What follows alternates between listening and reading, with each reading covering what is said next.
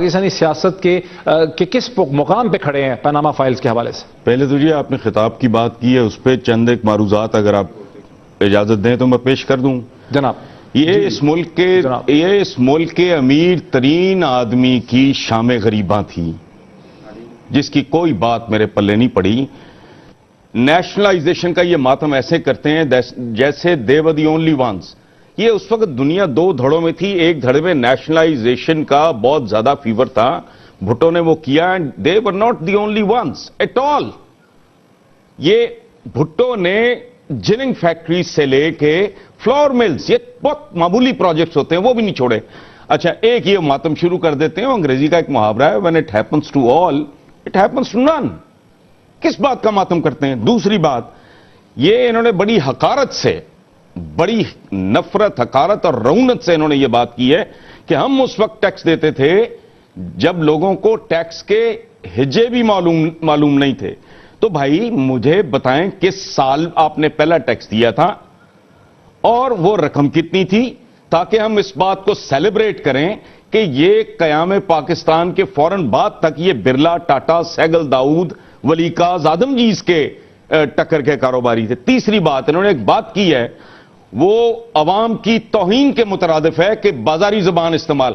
خود جو بے نظیر بھٹو اور بیگم بھٹو جو ماؤں کی طرح تھی، بزرگ خاتون تھیں، ان کے بارے میں جو یہ زبان استعمال کر رہے. دوسری بات میں آپ کو بتاؤں، زبان دو قسم کی ہوتی ہے ہمارے کلچر میں، ایک ہے درباری اور ایک ہے بازاری. بازاری زبان بازار کے لوگوں کے ہوتی ہے یا عوام کی ہوتی ہے. درباری زبان ان درباریوں کو اور ان کے درباریوں کو مبارک ہو. بازاری زبان کی بات کر کے اس کا تانا دے کے عوام کی توہین نہ کریں. اگلی بات، پاناما یہ جو اس کو کانسپریسی قرار دے رہے ہیں، نہ پاکستان کے کسی پولیٹیشین کا، نہ پولیٹیکل پارٹی کا، نہ کو میڈیا نے کوئی ایڈونچرزم کیا ہے. وہ باہر سے یہ ملبہ گرا ہے بھائی، تو آپ لوگ اس کو ڈسٹارٹ کر کے لوگوں کو، یہ بیسیکلی کوشش ہو رہی ہے سچویشن کو ڈیفیوز کرنے اور لوگوں کو کنفیوز کرنے کی. آگے بات کڑا احتساب. کڑا احتساب جس دن ہو گیا وہ تو فوراً ہتکڑی میں تبدیل ہو جائے گا. کہتے ہیں میں ہو گیا تو میں گھر چلا جاؤں گا. گھر نہیں جائیں گے آپ پھر اگر جینون. اچھا اب چلیں آگے. مجھے ایک بات کا جواب دے، یہ سوال کسی نے نہیں اٹھایا کہ جو مظالم کے پہاڑ ان پہ ٹوٹے وہ شہباز شریف اور ان کے بیٹوں پہ بھی ٹوٹے. وہ تو سارے کے سارے، مجھے دو ان کے بیٹوں کے نام آتے ہیں، کوئی اور ہو تو مجھے نہیں پتا، باہر ہو کوئی تو پلیز کریکٹ می. اگر وہ سلیمان، ہاں جی، اگر وہ یہی ہیں اور کاروبار کر رہے ہیں تو ان کے بیٹوں پہ کون سا جادو تھا خاص جو پرویز مشرف نے انہی پہ کیا تھا؟ A very simple question.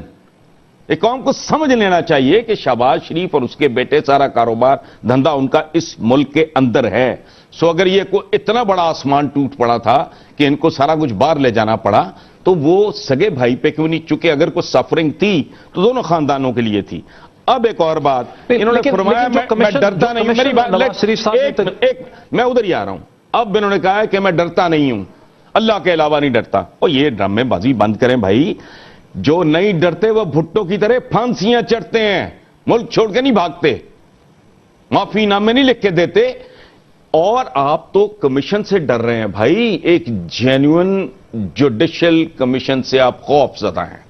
Otherwise جو عمران کہہ رہا ہے یا جو باقی لوگ کہہ رہے ہیں، آپ کو تو کہنا چاہیے کہ اپنی آپس میں بیٹھ کے اپنی مرضی سے فیصلہ کر لو.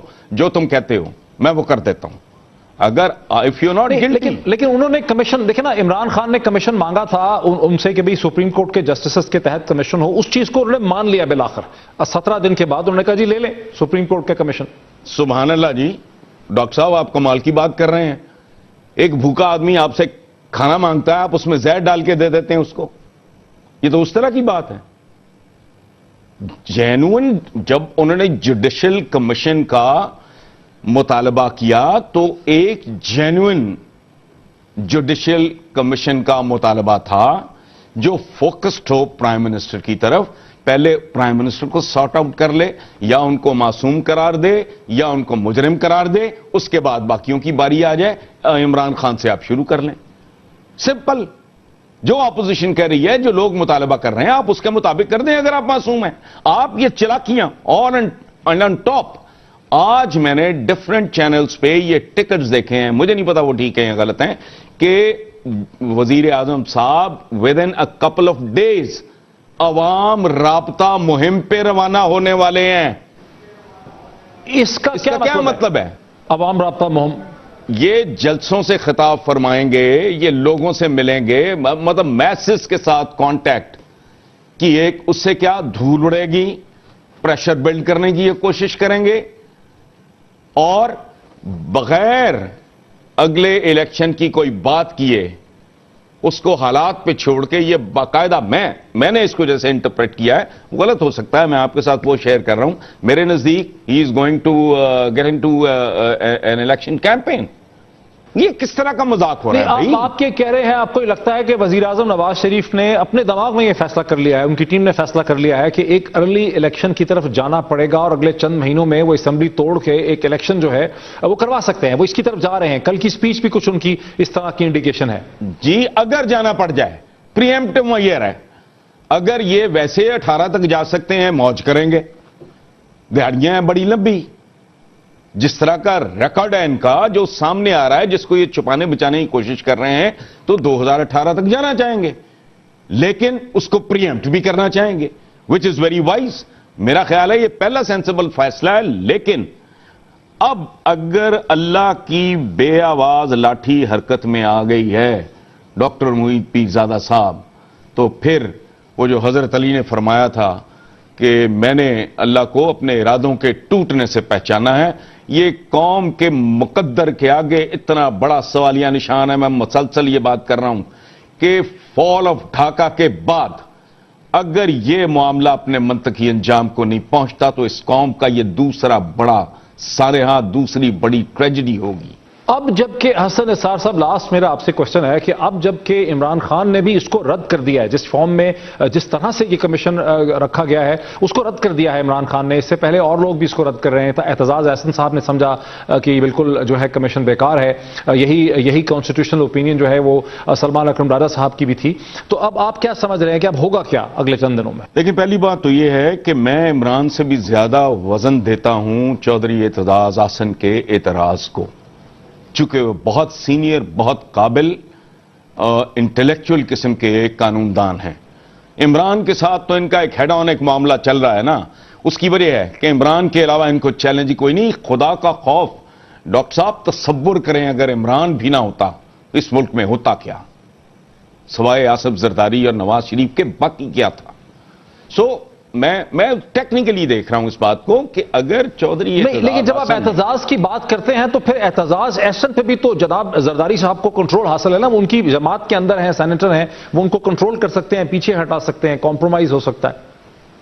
دیکھیں بات سنیں, جاٹ آدمی ہے وہ چودھری اعتزاز احسن جس کا نام ہے, وہ ایک حد تک تو پارٹی ڈسپلن اور فلانا دھمکانا جو بھی یہ ہوتا ہے, یہ انتہا یہ ہے سرنڈر کی کہ کل کے لونڈے کے سامنے ایک اتنا علی دماغ آدمی بیٹھ جائے جب وہ چیئر کر رہا ہو. آئی تھنک انف از انف. اس کے بعد ایک حد ہے نا جی. کل زرداری صاحب کہیں گے اعتزاز احسن صاحب ذرا خودکشی کر کے دکھائیں, بڑے دن ہو گئے کسی اچھے وکیل کو خودکشی کرتے نہیں دیکھا, تو اعتزاز احسن کر لے گا. سو دیر از اے لمٹ. اعتزاز نے جیسا سٹینڈ لیا ہے, مجھے اس لیے کہ وہ دیکھیں وہ اس کھیل کا بہت عمدہ کھلاڑی اور شاہ سوار آدمی ہے, وہ اس ملک کا بہت بڑا قانون دان ہے, قابل احترام آدمی ہے. وہ اگر کہہ رہا ہے کہ یہ بوگس ہے, یہ ٹوتھ لیس ہے, اس کا ڈنگ نکال دیا گیا ہے, تو کمیشن کھیلنا ہے قوم نے. کوئی شوقیہ ہے, کوئی کاروبار ہے, کوئی جشن منانا ہے, کوئی 14 اگست کا کوئی آپ نے کوئی ریلیز نکالنی ہے, کیا ہے یہ؟ اگر وہ نتیجہ خیز نہیں ہوتا, اگر اس کو اس کے پاس پورے ٹولز نہیں ہوتے, پورے آرمز نہیں ہوتے, تو وہ میدان جنگ میں کیا کرے گا وہ کمیشن فورینسک وغیرہ. سر بتا دیں کہ پھر آپ کیا تجویز کرتے ہیں, کیا کرنا کیا چاہیے, یہ تجویز کر دیں. دیکھیں جی, اگر دیانتدار ہیں تو پوری اپوزیشن کو چیلنج کریں, ان کے منہ نہ بند کریں, ان کے منہ توڑ دیں. ہمیشہ کے لیے عمران خان کسی کو شکل دکھانے کے قابل نہیں رہے گا.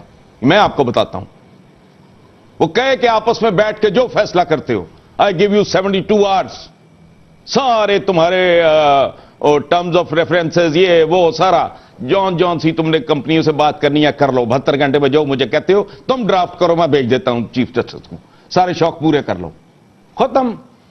یہ تو 15 منٹ کا کیس نہیں ہے، لیکن یہ مسلسل چیم چلاکیاں، چتر چلاکیاں، کبھی ادھر سے کبھی ادھر سے کبھی ادھر سے کبھی ادھر سے، ٹپکل جیسے ایک بہت سیزنڈ قسم کا یہ ماہر فن ہے۔ اور ظاہر ہے بھائی رام گلی سے بام عروج تک ان سے زیادہ سیاح کون ہوگا بھائی؟